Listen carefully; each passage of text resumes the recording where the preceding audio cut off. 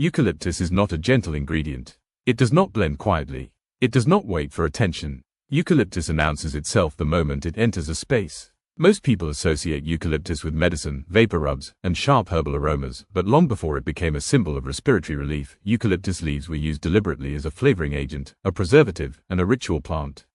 Botanically, eucalyptus belongs to the genus Eucalyptus, a massive group of flowering trees and shrubs native primarily to Australia. There are more than 700 species, but only a small number are relevant for culinary or aromatic use. The leaves are the focus. Thick, leathery, oil-rich leaves filled with volatile compounds. These oils evolved as a defense mechanism. Eucalyptus leaves are designed to repel insects, deter herbivores, and survive extreme climates. That same chemistry is what gives eucalyptus its unmistakable presence. The dominant compound is eucalyptol, also known as cineol. This molecule is responsible for the cooling sensation, sharp aroma, and penetrating freshness eucalyptus delivers. It stimulates cold receptors in the body without lowering temperature, creating a perceived cooling effect. This is why eucalyptus feels medicinal even when used in food. Historically, indigenous Australian cultures used eucalyptus leaves extensively. They were burned for purification, brewed into infusions, applied to wounds, and used to treat respiratory issues. Some groups also used small amounts for flavoring and preservation, especially in meat preparation. However, eucalyptus was never a casual spice. It was respected, measured, and controlled. When eucalyptus spread beyond Australia during the colonial period, it was first adopted for medical and industrial purposes.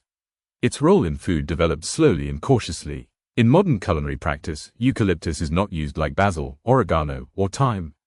It functions closer to bay leaf or juniper. It is aromatic, structural, and often removed before serving. Flavor-wise, eucalyptus is intense. It delivers camphor-like freshness, resinous sharpness, and a clean, almost metallic coolness.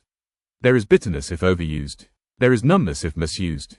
This makes dosage everything. A single leaf can dominate an entire dish. A few drops of eucalyptus infusion can overwhelm a sauce. Precision is not optional. In controlled amounts, eucalyptus contributes clarity. It cuts through fat. It refreshes heavy dishes. It opens aroma pathways in the nose, making other flavors feel brighter and more distinct. This is why eucalyptus occasionally appears in modernist cuisine, particularly in desserts. Small amounts pair surprisingly well with chocolate, citrus, berries, honey, and cream. The cooling effect contrasts sweetness, creating tension and balance. In savory applications, eucalyptus can be used in smoking blends, marinades, or as part of aromatic bundles for slow-cooked meats.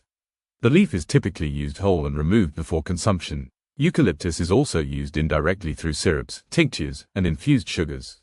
These controlled mediums allow chefs to manage its strength. From a nutritional standpoint, eucalyptus is not consumed for vitamins or minerals. Its value lies in bioactive compounds. Eucalyptol has antimicrobial, anti-inflammatory, and expectorant properties. These effects explain its long-standing role in traditional medicine. However, this is also where caution enters. Eucalyptus oil is toxic in high doses. Concentrated forms should never be ingested without proper dilution and knowledge. Even leaves must be used carefully. This is not a forgiving ingredient. Culinary eucalyptus must come from species designated as safe for food use. Many ornamental or wild eucalyptus varieties are unsuitable for consumption. This separation between culinary and medicinal eucalyptus is critical. Culturally, eucalyptus represents power and protection. It is associated with cleansing air, warding off illness, and restoring breath. Its aroma is deeply psychological. One inhale triggers memories of relief, clarity, and sharp awakening. This psychological effect is why eucalyptus feels functional rather than comforting. It does not soothe emotionally. It sharpens awareness. In food, this makes eucalyptus polarizing. Some find it invigorating, others find it overwhelming. It is not designed for mass appeal. Modern spice culture often prioritizes accessibility. Eucalyptus resists that trend. It demands respect, knowledge, and intention. In the wrong hands, it ruins dishes. In the right hands, it elevates them beyond expectation. Storage matters. Eucalyptus leaves must be kept dry, away from heat and light. Their oils evaporate over time, changing flavor balance. Old eucalyptus becomes flat and bitter. Fresh or properly dried leaves retain brightness and complexity. The biggest mistake with eucalyptus is treating it like a herb. It is not meant to be chopped and scattered. It is meant to be infused, guided, and removed. Think architecture, not decoration. Eucalyptus is not about taste alone. It is about aroma, sensation, and perception. It modifies how food is experienced rather than what it tastes like. That makes it one of the most advanced ingredients in the spice world. Eucalyptus does not belong in everyday cooking. It belongs in deliberate cooking. When used correctly, it teaches restraint. When misused, it teaches humility.